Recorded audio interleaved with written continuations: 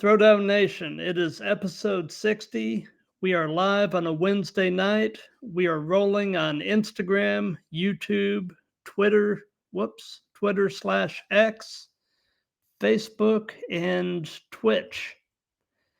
And tonight is a chance that I've been looking forward to chat with a guy who is carving an extremely creative, unique, and violent path for himself in the wrestling business from Philadelphia, or as he terms it, Philadelphia, Eric X. Black. How you doing tonight? I'm doing great, Matt. Thank you for the introduction. Absolutely. I'm glad we worked out the technical issues because man, I have been looking forward to this for weeks. This is exciting to finally get you on here. Oh, thanks for having me. I've been looking forward to this too, man. I've been hype all day. I was at the gym. I'm slamming weights around. I'm drinking the protein powder. I'm like, I can't wait to get on Throwdown tonight. So thank you for having me. Absolutely. And for those of you that are watching this live, if you have any questions or comments, throw them in the chat. And at the end, we'll do a short viewer Q&A session, and any questions and comments will be read and answered. So we'll go ahead and get started with the first and most obvious question, Eric, and that is, how long have you been wrestling? I started training in 2008 at CZW, and I started as a manager to Pinky Sanchez. Uh, it was violent as shit. And then after that, I started wrestling single matches from 2009 till now. Nice, nice. Yeah, man, I love some of the stuff out of CZW. That is some quality stuff, and I don't feel like it gets the respect that it deserves. Yeah, well, CZW done changed a lot like over the years, but like when I was there was like a fear when you came in that building. It was just like, yeah, Nick Gage, and you had Brain Damage, and you had all these guys that was like legit violent as shit, and it didn't feel safe. Like that uneasy, that fear. Oh, I loved CZW back in those days. Absolutely. So, who actually trained you? We had like trainers float in and out, but mainly it was DJ Hyde and Sammy Callahan, uh Black G, Sabian, and John Dahmer. John Dahmer, for anyone who doesn't Mm-hmm. know, John Dahmer is one of the unsung heroes of the indies. Like, that man is so good. He's William Regal levels of good, and he doesn't get enough praise. So I just wanted to give him his flowers. Absolutely. So, in terms of the early stages of your training, what would you say was the most challenging part? What was the thing that was the hardest to get used to? Hitting the mat, you sit there and like I guess this goes for anywhere, but like in Philadelphia, in Philly, you sit there and you're just taught to like always fight. You don't you don't want to hit the ground. So when you have to sit there and you have to come in there and you learn how to bump, I'm talking about not in the ring. DJ had us on the cement. So just imagine coming in, and it's like it was around the summertime when I started training, and you're taking hip toss on the cement floor, you're getting backdrop on the cement floor. Everything hurts, every single part. That was the worst. Like, I could take most of the stuff that was happening in training until it was time to be a man, and like take the ring away, learn how it feels to hit the cement floor. So that was the worst part, on the toughest part. No doubt, no doubt. And if you're used to bumping on concrete, I imagine the plywood in the ring feels pretty good. Slightly better. Yeah, no doubt, no doubt. So, in the early portions of your training, what would you say is the most valuable lesson you learned? And, if you were going to pass along something to a new trainee, what would it be? To listen. You come into wrestling, right? And you have all these ideas of what you want to do and how, you have dreams of like, I'm going to be this guy. I'm going to be like Triple H. I'm going to be like Shawn Michaels or AJ Styles or something, right? You come in here and then in training, they tell you, don't do anything. And they just, can I use explicit language? Yeah. Okay. You come in and they beat the shit out you. And you're told, you know, listen. And you have to listen. You can't react. You have to listen. A lot of guys, I've seen a lot of guys, especially when I was training, they come in and they would just be talking at the trainer. And that just took it further and further and further the opposite way. So my main advice would be just to listen. Keep your mouth closed and your ears open. Be a sponge. Exactly. Soak it all in. Well, something I didn't have a chance to tell you, before we went live is something we do on these is what we call the speed round game. And what it is I've got a list of 10 names, and periodically I'm going to stop and say speed round and name a name, and you just tell me the first things that pop into your head. So Oh, I love that. the first speed round name is Tully Blanchard. Ooh, talented. Yep. Yeah, talented and really, one of the true founding fathers of modern wrestling. Oh yeah. Yeah, Tully was honestly, I think he could have got a Ric Flair run. He should have got a Ric Flair run. That man is so good and smooth in the ring, crisp. He was there for everything. He was like a great base for everybody, even though he was like a little bit on the tall, not the tall side as like a base, but he was like medium. Like man, he was good. Absolutely. So something I'm going to do is, for people that aren't familiar with you and aren't familiar with what you do, I found a short promotional video for you on YouTube, and I'm going to share my screen and play a little bit of it just so people can get a little taste. Because, I mean, for instance, I'm down here in Atlanta, so I mean, until running across you on social media, I'll admit I wasn't that familiar, man. But I love your stuff, and I definitely want to spread what you've got going. So let me share Oh, my screen, and we'll play this. okay.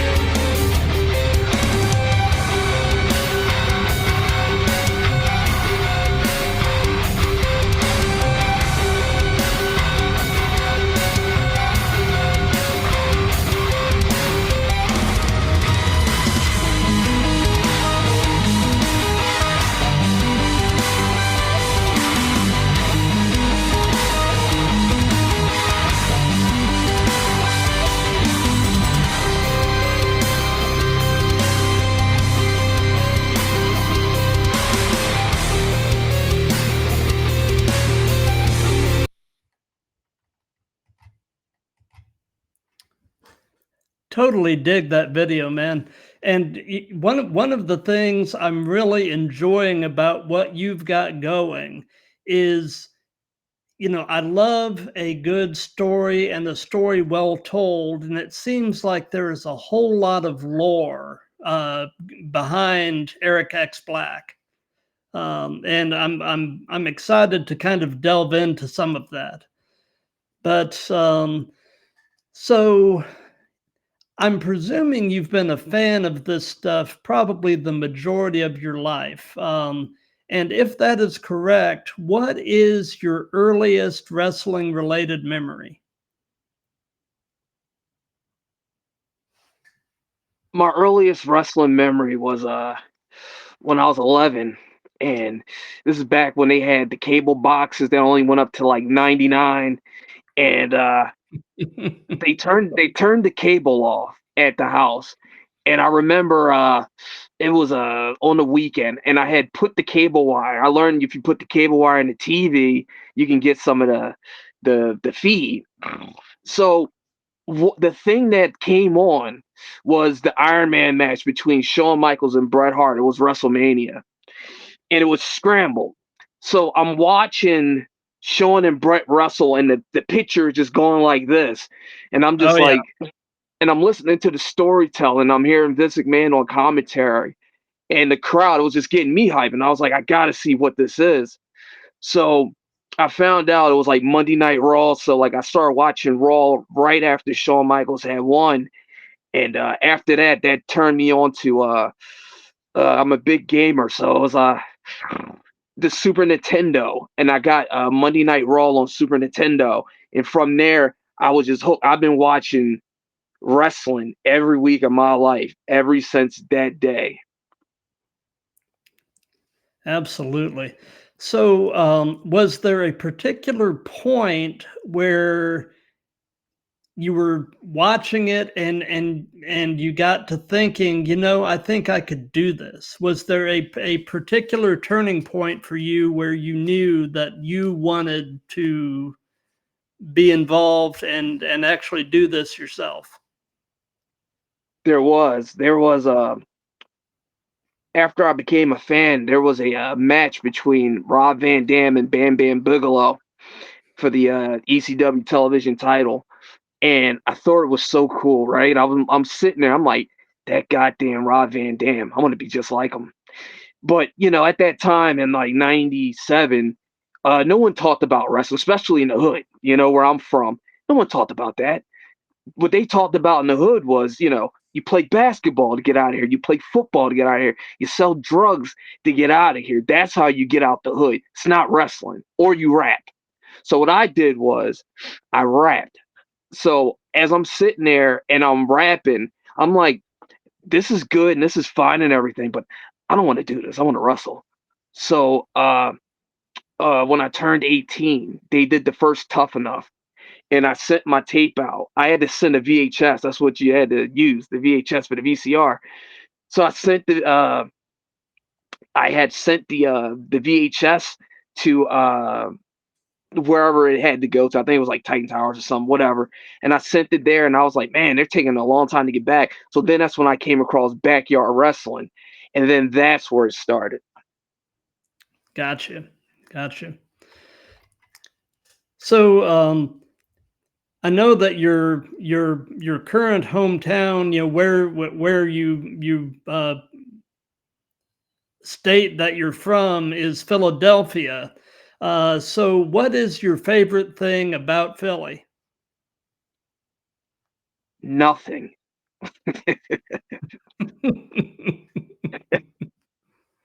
It's not a goddamn thing here. No, Philly, this is a hustle here. It's like when you come here, you can't bullshit. Like you'll be eliminated from around here. Like you have to learn to hustle. Whether it's I'm trying to watch myself here. Whatever it is, like it teaches you how to hustle because like just working and like just waiting your turn, it doesn't work here. You better learn your hustle. So that's why like right now I got like four different things that I got on the back burner cooking. Like if I was anywhere else in the world, I might not have the drive that I got. But being here, you have to hustle. You got to bust your ass here. Gotcha. Speed round. Rob Van Dam. The most underrated WWE champion ever. I will absolutely agree. I really don't feel like the guy ever really got the respect that he deserved, or really the run that he deserved. Yeah, it's funny when you think about it too. The thing that ended his title reign, the thing that like messed up his run, is legal now. You can buy weed at the gas station. Yeah, That's insane. yeah. It's it's a different world than we grew up in, for sure. Absolutely. But yeah, just talented. That guy, like the Van Dam split. I tried that. I pulled my Hmm. groin out. Like that didn't work out for me. But he is impressive as hell. Oh, for sure, for sure. So I had mentioned a little bit ago about the lore and everything surrounding Eric X. Black. So tell us about the Black Hand Society. Well, the Black Hand Society is me and Raina Black. Sometimes we add family to our we add members to our little family, and we just love terrorizing. I've been in a lot of stables and tag teams throughout Pennsylvania, New Jersey, and Delaware. Raina Black is my favorite partner that I've tagged with. Also, she's my wife. Right. So so tell us about Raina. How'd you guys meet and all of that? How did everything come about with you and Raina? CZW. She started training after I left to like start hitting the local indies around here. And then I met her at a place called DWF. They don't run anymore. And at the time, I didn't know that she was into me. I was obviously I was into her, like everybody else was too. But then, we've been good friends, and we started doing shows together. And well, 10 years later, we're married. So it's a small damn world. It is, man. And, I've got to say, when you're with the right person, man, there is nothing like it. My wife and I actually just last month celebrated 26 years. And, it's like I said, when you're with that right person, it's a beautiful thing. First of all, congratulations on the 26 years. Thank you. Yeah. Me and Raina, we got married in August, and is she's great. She's the yin to my black yang. Let me tell you, we be sitting there and we're just doing the average life thing, and like she might just chop me, and then I chop her, and we're just sitting there going back and forth. We're in the living room, we're going over thing. We wrestle in our off time. That's my best friend. We had a match a couple of months ago where she used a lot of chairs to beat me down in the match, but she had to do that. So, what I mean? I forgave her. Oh, yeah. Uh, you know, when you've got that kind of relationship, what's a chair shot here and there? She hit me 8 times, but you're right. Yeah, well, it's one or two. Yeah, Oh man. Yeah, actually hopefully some point in the near future I'm working on getting Raina on the throwdown. I would love to pick her brain. So definitely put in a word for me. absolutely. I would tell her right now, but she's not here. She might come in during this interview. I'm not quite sure, but I will That's definitely fine. tell her. So tell us about your very first match. What was it like? How did it go? What were your thoughts going into it? Thoughts coming out of it? All that. Let's hear the story of numero uno. So my first match was for CZW. They were doing these shows called the Maven Bentley Association Show, the NBA, and it was in Vineland, New Jersey. It was me and that's a guy some of the local fans might know, Kit Osborne, and we were going against Johnny Sin and Izzy, and our manager was Adam Cole, and we had our match with these two guys. They were just so everybody can understand what it was. It was supposed to be a squash match. These guys were about 400 pounds, the two of them, not together, separately. And I was shitting bricks because we're sitting there and we're training, and they're like, "Oh, you can do this, and this is how you do this, that, and the third." Then you get in there with these two 400 pounders. You can't lift them. They're only gonna fall if they want to. So you're forced. I was forced to like throw myself at them, like legit, because I hit them with a clothesline. They didn't go down, and I'm like, shit, you were supposed to go down. So now you gotta, bring it. It was a good learning experience. That was my first one with Kid Osborne and Adam Cole as our manager. No doubt, no doubt. Yeah, I knew that Cole had basically come out of CZW. I didn't know you were up there at the same time he was. He is actually one of my favorite talents, and I really feel like hopefully he's gonna have a healthy string now, and kind of get back to doing what he does, because he's one of the best. He is the class that I had graduated from. There was a couple of people that you might know. Joe Gacy was in that Oh class. yeah. Adam Cole, Alex Colon. Trying to think who else you might know. But those were the main with Tyler Veritas. Me and Adam Cole, we debuted on the same show, the Down for the Sickness, back in 2008 at the Chris Cass Battle Memorial Show. And Adam Cole, like even back then, they were sitting there saying like, "Oh, he's got it. It's the hair, it's the face, and this, that, and the third." And you could tell there was something different about him. I do wish him all the success over there in AEW. Absolutely, absolutely. So we've heard about the first match.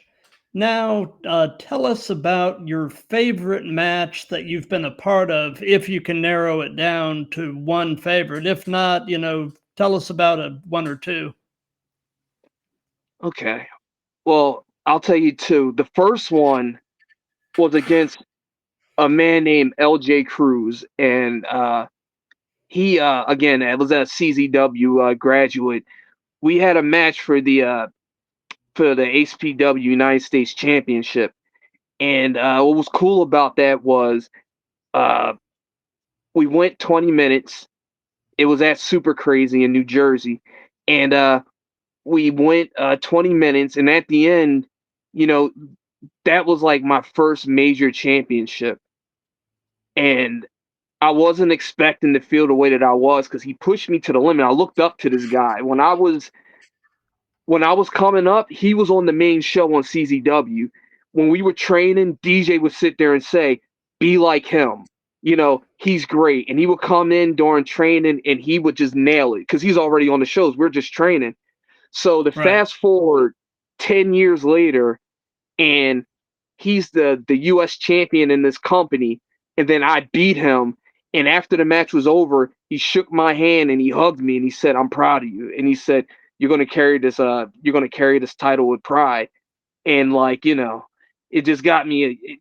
You see guys get emotional winning championships, and you're just like, like, how is this guy crying? But how do you not get emotional when a guy that you looked up for the last 10 years, your trainer sitting there telling you, be like him, and now he's telling you after the match, "I'm proud of you." That has to be my favorite match. Exactly, man. Moments like that get you in the feels. Absolutely. I was actually just looking over at the Instagram tab and looking at the chat over there, and my son is actually watching, and he actually commented that he loves this particular mask that you're wearing. Oh, thank you. Thank you. This was my original. I got like 12 of these masks now, but this is the original. This is my favorite one, honestly. Awesome, awesome. So, speed round, homicide. Homicide. Underrated. Yep. underrated. I heard about him the whole time. Like in Philadelphia, they call him D. I don't think I'm letting the cat out the bag, but they say, yo, D, he's nice and this and the third. And it's not until you actually watch him. He's so respected. That's a better word for him, respected. Because every locker room I've ever been in, if Homicide's on the show, if he's stopping by for open mat, it's respect across the board from the veterans, from the rookies to the veterans. So respected. Absolutely.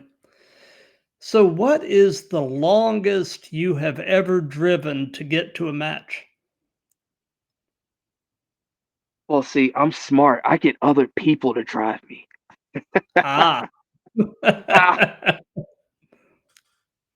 that's for suckers. No, the the the, the longest I drove was like it was like 5 hours to like Altoona. If I know you're in Georgia. First of all, how's I gotta come down there to Atlanta. Like I haven't been. I have to be, but it's like 5 hours. Like one of the things I do is like I do a ride share, and I do that for a living. Like when I'm not wrestling, the last thing I want to do is drive forever and a day to get to a show. Gotcha. I know it's sacrilege or whatever, but goddamn. But yeah, it was like 5 hours because I'm the type of driver I'll drive for an hour and I'm like, all right, let's go to Wawa. I'll drive for another hour. All right, let's go to Sheets. Then another hour. Look at the hills over there. So that's the type of driver I am. Gotcha. uh, so, what is your biggest in ring pet peeve?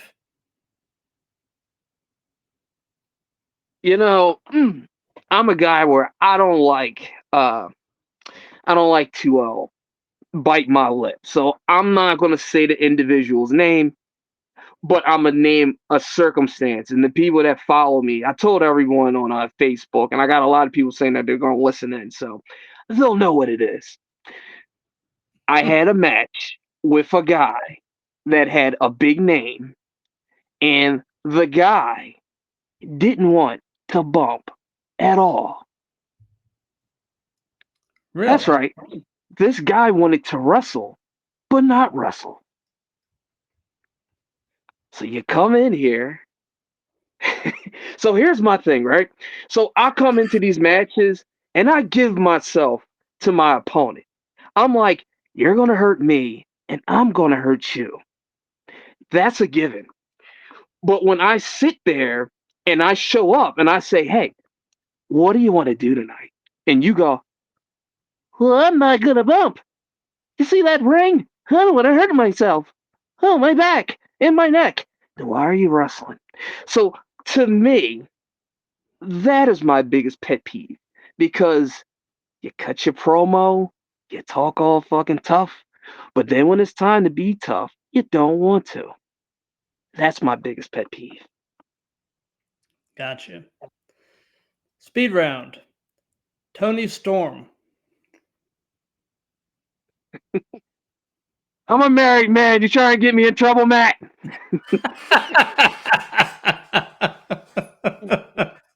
No, no, no. Great gimmick. There you go. It's a great Yeah, gimmick. Mhm, absolutely. We'll just leave it at that. mhm. So I know Man that trying to get in me turn, killed. yeah, Raina's gonna hurt one of us. No, thank you. Great gimmick. So I know that there are two main ways to kind of prepare for a match. You can either work it out with your opponent in the back, or you can call it in the ring, or you can kind of do a little bit of both. What's your preference? Uh, my preference is to call it in the ring. Uh, so before I got into wrestling, I heard Eddie Guerrero. He just likes to call in the ring. Like it's great to go over all these spots and like the two wrestlers that I always heard was the Macho Man. He would sit there and from I mean not the Macho Man.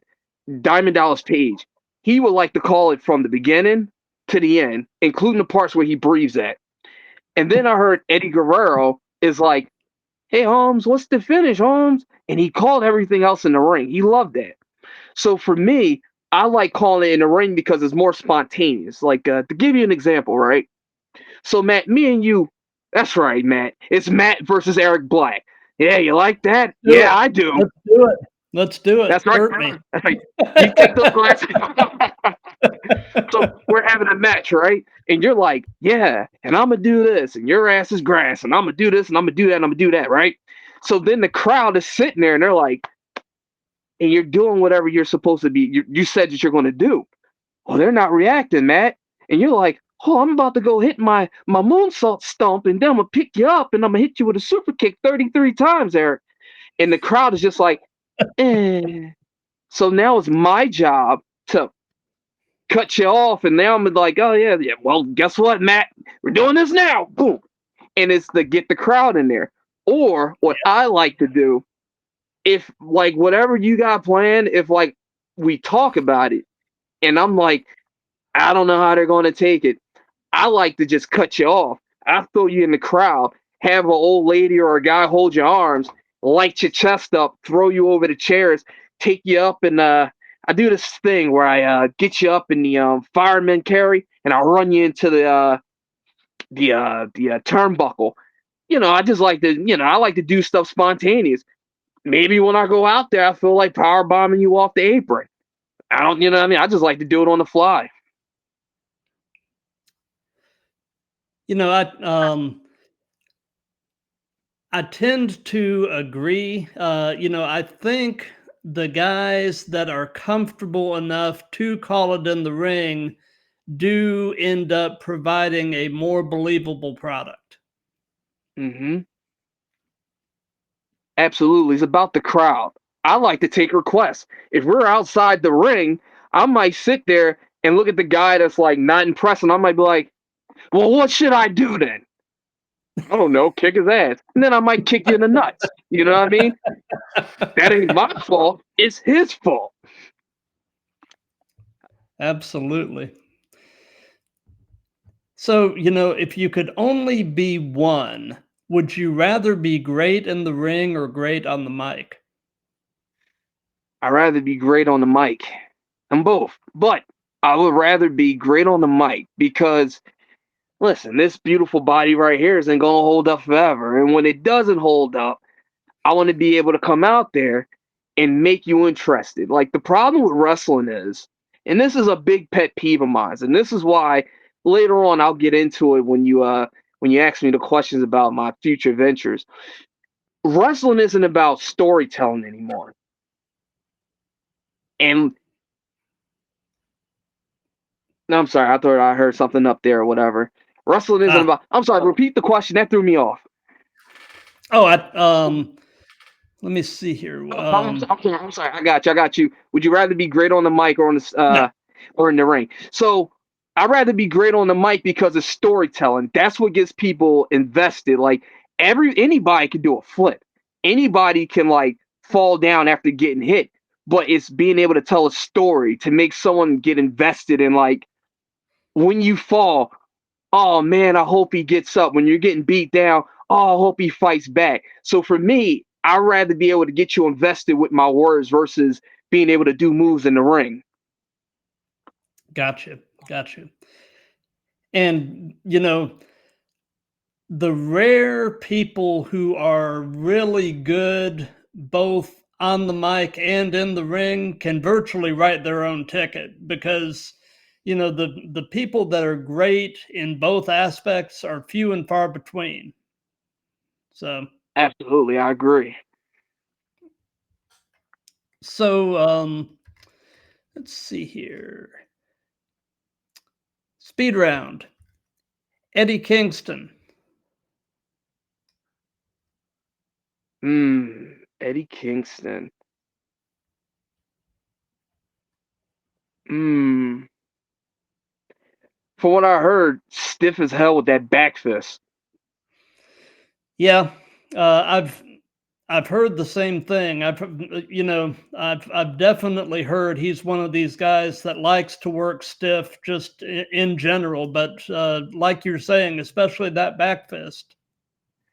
That like I always heard about that back fist, and it looked a little snug.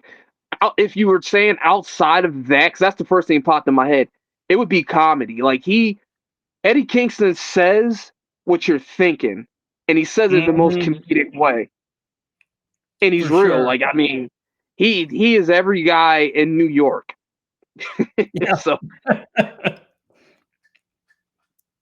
absolutely. So, what has been your most unusual encounter with a fan? I bet you've got some stories. yeah, again, I'm a married man, so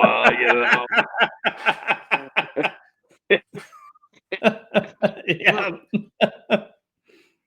but just respectfully, I had a couple that was fans, and they were into what was how would you say this? Uh, Trying to invite other people in to their Oh, private affairs. So that was probably the weirdest interaction with fans. no doubt. No doubt. Yeah, that would definitely be one for the books. Hey Eric, my wife, she's a fan of yours. Here's our telephone number. I was like, yeah, okay. Like, hey, we sometimes do this, and I'm like, Jesus, buddy, God damn. Not with me, you don't. My t-shirts is over there. Hey, go hit the merch table. But no, that was probably like the weirdest one. No doubt. No doubt. So, do you have a preference yourself between working heel or babyface? Well, personally, see, the thing with being a face, right? Uh, you sell more merch. Kids like that. They like to buy stuff from a happy guy. But I'm from Philly, and I got a baby mom who I would love to eviscerate. So it makes me really angry when I have shows come up because this shit's annoying. So I like to go to wrestling and take my aggression out, and then I like to sit there and just squeeze. And as a baby face, you can't squeeze. You gotta clap and you gotta stomp in America. But yeah, I like to hurt people, and it's easier when I'm a heel. Absolutely. And, coming from the perspective of a fan, I have always found myself gravitating toward the heels. The heels are generally just more compelling characters because there's usually a backstory. There's a reason why they are the way they are. Most heels are not being assholes just to be assholes, there's a reason. And finding out the backstory and the reason is fascinating from my Mhm. perspective. So, No, no, you're right about that. But the thing about it is this, right? What's the difference? Like to you, what's the difference between a heel and a face? oftentimes there isn't a lot of difference, really. The people that can seamlessly go back and forth from face to heel and back and really not change much about their character other than just subtle things to basically manipulate the crowd to receive them how they want to be received is magic. Hmm. You see, Uh, my interpretation of it is that I'm just being me. It's your yeah, perspective that's whack that makes you think that I'm a bad guy. Because see, he just hit me. So guess what I'm gonna do? I'm gonna you hit choke them him back. out. Hmm. Yeah. Now you might think I'm a bad guy because you like him. Well, after he gets this, you can get it too. Mind your business. You see what I'm saying? So it's all a matter Hmm. of perspective to me. Absolutely. So, can you? And I know this type of thing happens more often than a lot of people realize. But can you share an example of a time where something went completely sideways in a match and you had to improvise? Yep. I had this match with this guy. I'm gonna leave his name out, but I had this match with this guy. This Okay. guy made the graphics. This guy, he sat there and he sold himself to the promoter to have a match with me. So I'm like, oh, okay, cool. I'm looking forward to our match. Where's the footage at? Everyone's like, oh, well, he trained over there in Delaware at. So, I don't know why you're facing him. He's the shits. And I'm like, wait, what? So the show comes up and the guy goes, hey, man, I'm a big fan of your work. I'm going to do this and I'm going to do that. And, whatever you want to do after that. I'm like, okay. So the match happens, whatever. It's for my U.S. titles. That might narrow it down for a few people that's listening. A little fun cookie. So the match starts or whatever. He does what he says he's going to do. But then he comes to me and goes, all right, hey, Eric, take it home for me. I said, the fuck are you talking about? It's been like 3 minutes. And he was like, I forgot everything, man. I said, motherfucker, you just said you. What the fuck? And so I just started beating on him for a little bit. And then I did my moves that I wanted to do because I was like, listen, fuck you. You ain't getting shit. So then I just did my shit on him and I put him in a lion tamer and I tapped his ass out. That wasn't the finish, but it was today. So, yeah. Gotcha. So, do you have an all-time favorite match as a fan? A match that you can have watched it a million times and it doesn't get old, and there's always some new little nugget you can pull from it. Yeah, this might be odd to a few people, but I'm gonna say it anyway. It was Taz versus Shane Douglas at the ECW arena for the television title. And Taz just wrestled and the franchise was sitting there and he was saying, get your greasy ass out of the ring and I'm gonna give you 3 minutes. And if 3 minutes you can't beat me, then you get the hell out of ECW for like 90 days or something like that.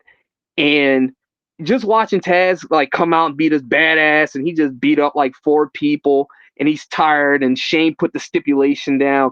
The way that they interacted, and I watched the franchise like shoot from the hip at the crowd, even though the match is like technically 3 minutes long with the celebration not included.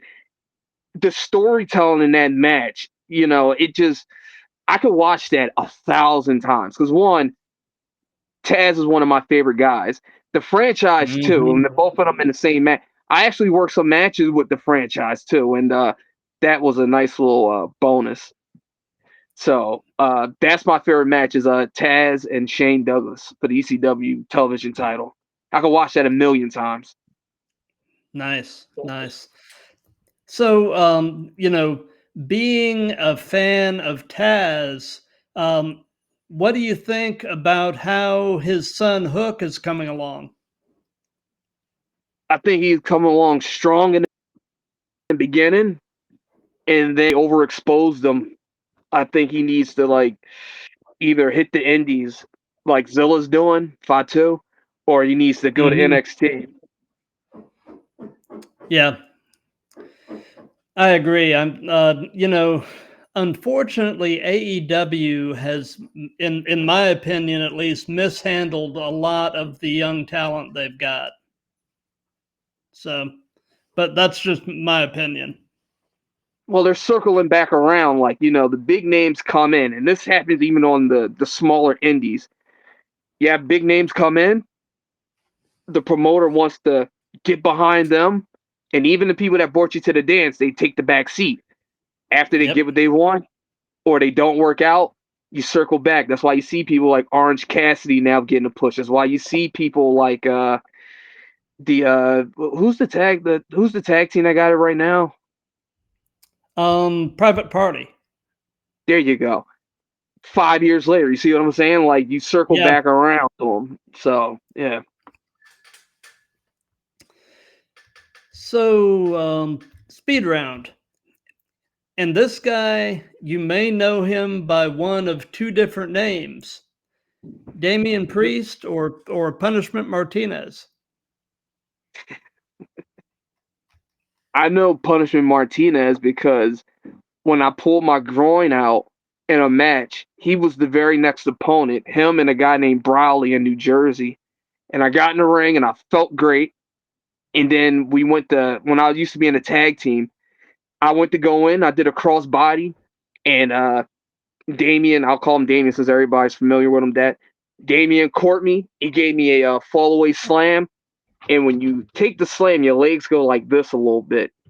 My leg Right. went like this. The groin came out a little bit more, and I said, take it home for me, Ty. And that boy's strong, but I'm happy to see him getting the Mhm. push right now.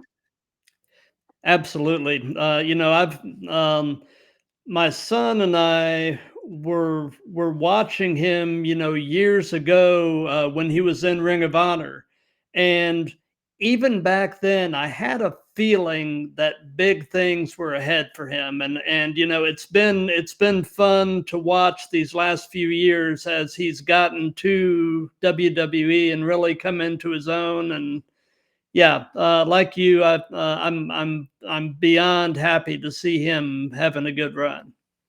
Absolutely. So, and this can be present day or past. Who would be a dream opponent? Who would Eric X. Black love to work? Are we talking of any company, anywhere? Yeah, just anybody. Leo Rush. Really? Mm-hmm. We never got a chance to like cross paths because there was a time where there was a place called LCW. We were going to meet up in a tournament. Then they got new management. They brought in a bunch of ROH guys, so we didn't get a chance to touch. But I've been following him ever since he started over there in Maryland, and the things he do in the ring is it's phenomenal. And I would Oh love to yeah. be there. And I would love to be there to cut him off at the path every time he does that flippy shit. So I would love to face him. Absolutely. So, is there a favorite move of yours, something that you just absolutely love doing?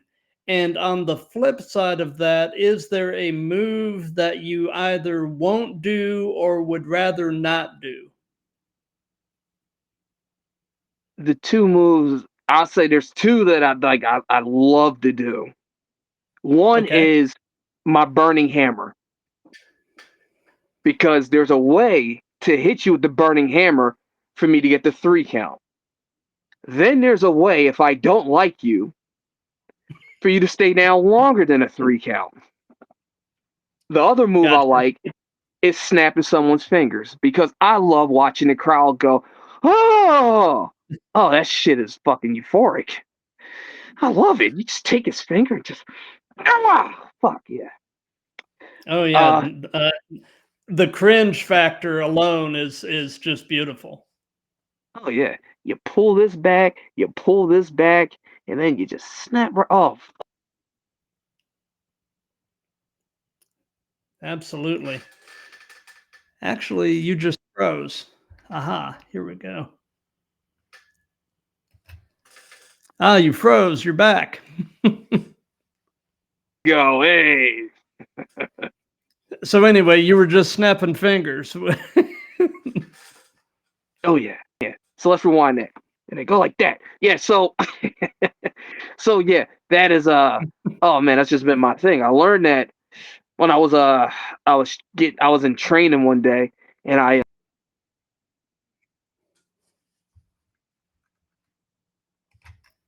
And you're back again. yep, that's me. That's me. I didn't do it.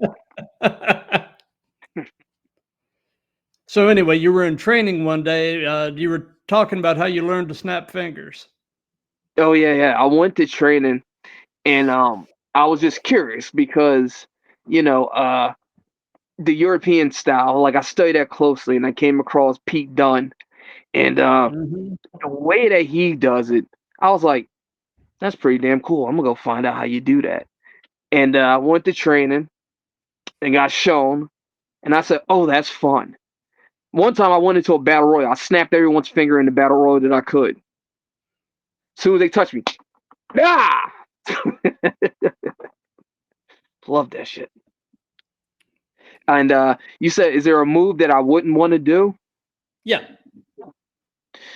Uh, Probably the 450 splash. I did it one time, over rotated, hit the beam of my head, like the crown of my head on the mat.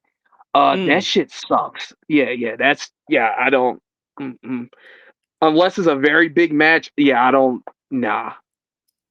Yeah. Yeah. Somebody else who actually is very good at the finger snapping stuff is Marty Skrull. Uh, I remember, that used to be one of his things, and then he had some circumstances happen, and he's kind of, unfortunately, kind of blacklisted from a lot of wrestling, and it's a shame Yeah. because the guy's talented. Yeah, he is. But when you're in wrestling, like you gotta keep your chin, you gotta keep your nose clean. You can't get involved in anything stupid.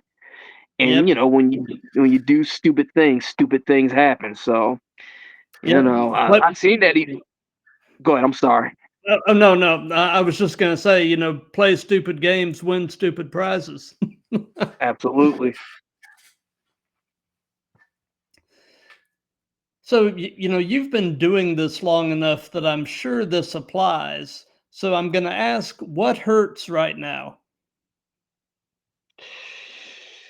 The main thing that hurts is not even from wrestling. I was in a car accident a couple years ago, and my C5 and C6, Hmm. they lay on top of each other. For anyone who doesn't know, the back of your neck is kind of it's like this, right? Yeah.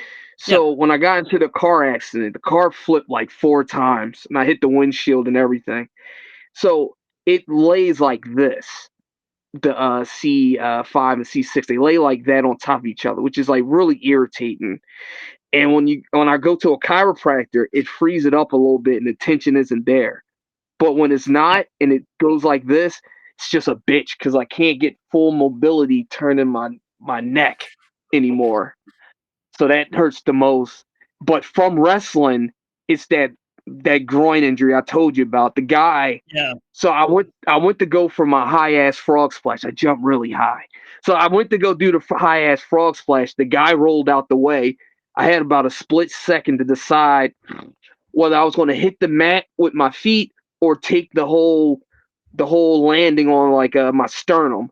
And that moment of hesitation, my leg was up, the other leg was down. I was like kind of in between both, and my groin just popped out. Mm. Yeah. Whew, man. It's funny. Talking about neck injuries and everything, prior to what I'm doing now, way back in the day, I used to be a firefighter paramedic. So I'm familiar with the anatomy of the neck, man. And, Okay. we used to, when I was going through paramedic school and they were talking about, the cervical vertebrae in the neck, if the higher up you get, the more dangerous it is. And, Hmm.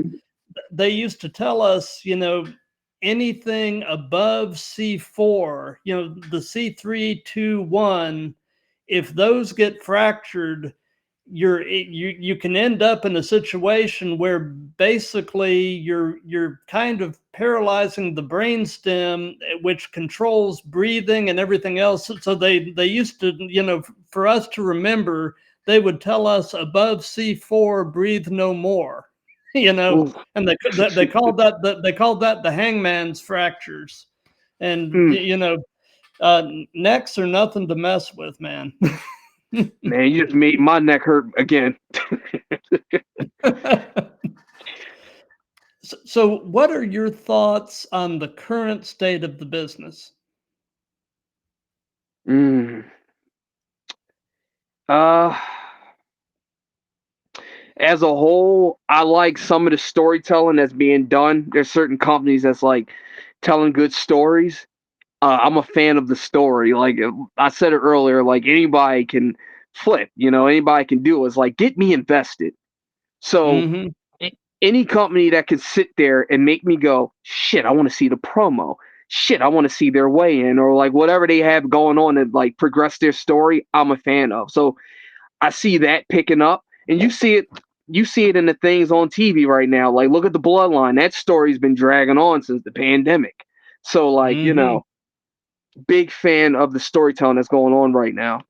And as far as like the state, like if you're talking about like getting work, it's a little rough because everyone's competing for the same spot on national TV. But at least there's two companies that's national. Absolutely. So, what is your take on the role that social media is playing as a promotional tool in wrestling? I don't think it's getting used enough. Like, I mean, you see things like I'll refer to the mainstream so all the fans can get it. But like stuff like the Jade Cargill stuff that's going on with her being laid out on the car, a lot of that's being told, behind the camera. And the same thing with the bloodline, but I don't think it's utilized enough, especially like on the indies. Like if you sit there and you wait for your show that happens once or twice a month, you're missing out. Like there's people that hop on the computer every day. Keep it going. Mhm. Absolutely. So, knowing everything that you know at this point in life, if you could give any advice to your younger self, what would it be? Hit the gym a lot faster than I did. Absolutely. I've sat there and I've got advice. I applied for work with the big companies, and the one thing I've always heard is, okay, you're not 6 feet, and I'm like, yeah, well, no shit.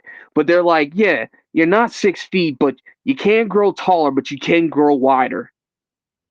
And Yeah, they would sit there and say, figure it out. So I started learning about, protein shakes and like, you know, uh the training regimen that you should be doing and like your intake and all this other stuff. And I learned it later on in my career, but I wish I knew this back in 2007, 2008. for sure. For sure. So, do you have any pre show traditions, rituals, superstitions, any things that you try to do consistently before you go through the curtain? Before I go through the curtain, I like to put on the most angriest 2000 metal I can find, and I put it on in my headset. And then I like to tell Raina just to chop the shit out of me. Get me angry before I go out here. So I'll sit there and I'll have like headstrong in my headset or like, some Metallica or something.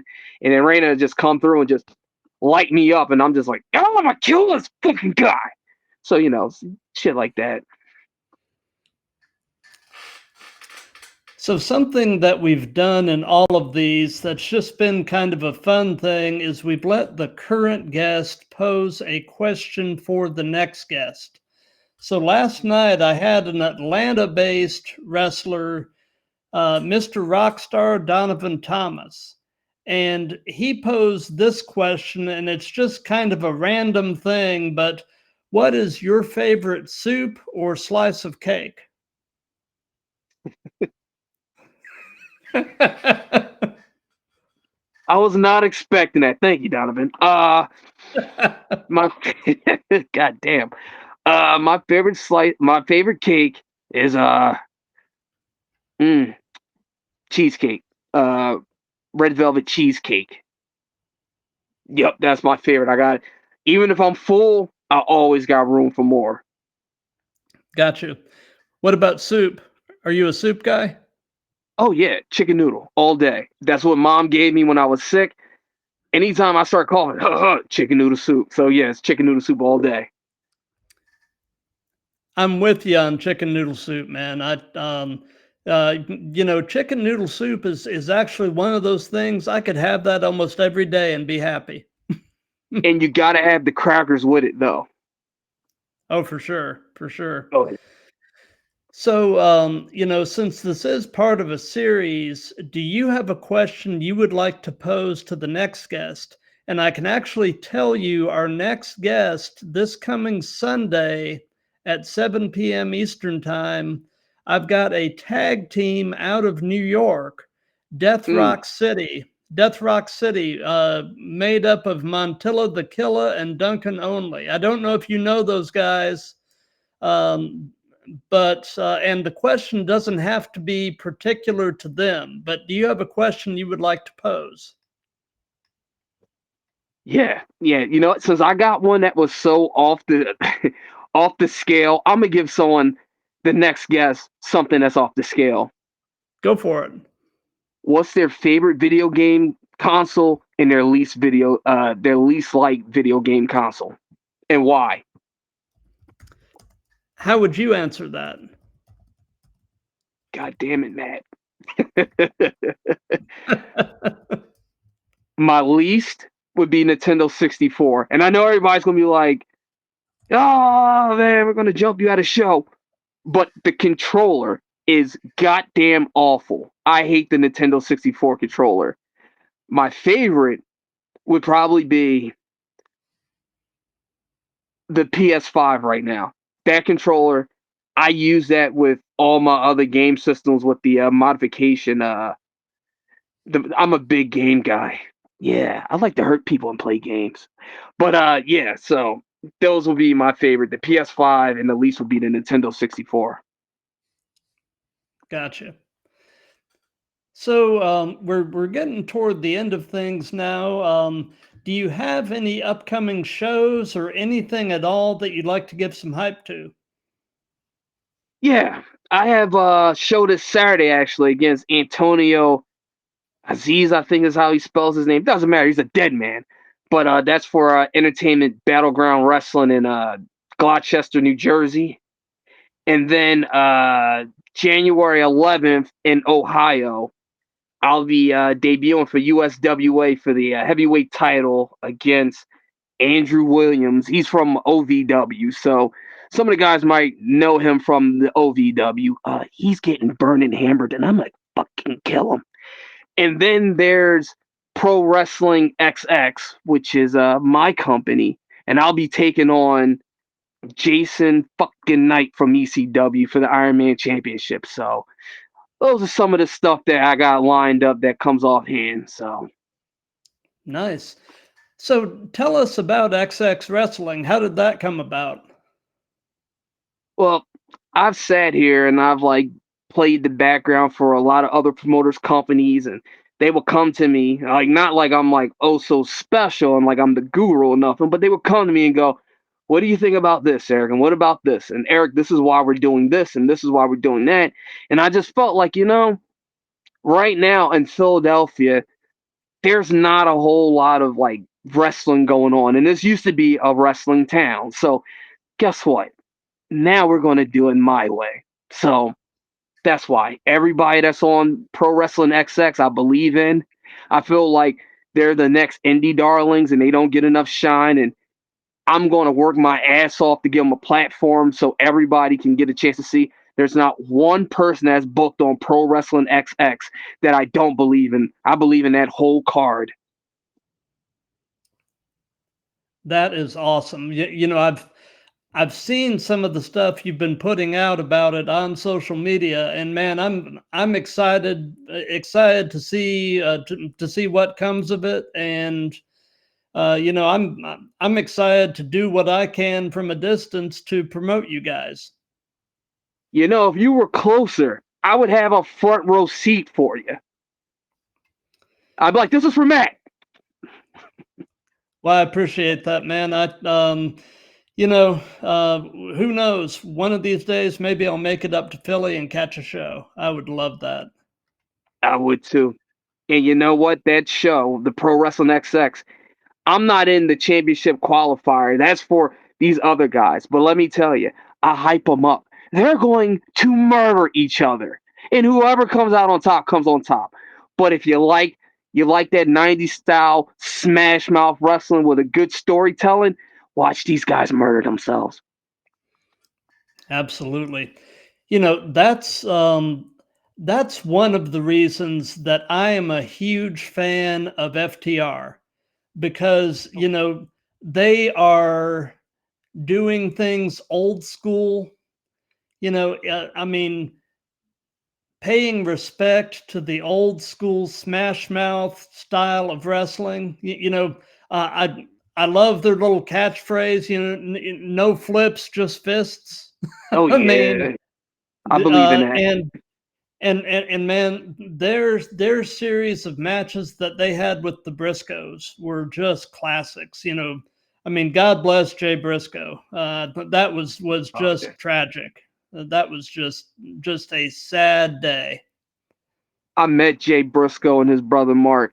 Man, they're at the time I was in a tag team, and we went to the ROH tryouts, and they were there, and they were so nice. Like for anyone who don't, and I don't want to hold this up with the sidebar, but for anyone who don't know, when you go to a company, there's tryouts, and the Briscoes was among the people that was there for the tryout, and they shot straight with you. If you fucked up, they'd tell you that you fucked up, and like you should not be here. Like Jay didn't hold back, and like we had tag match with like the guys. They were like TD something. I don't know. They were like country gimmicks or whatever. They were like Grizzlies or something. And Mark and Jay was like, man, we like you boys, man. We like how you sit there and you communicate and everything. And hey man, your do rag didn't come off, man. So it was cool to like sit there and get the nod from them like while we're doing a tryout match, and then you just pick their brains because those guys were legit.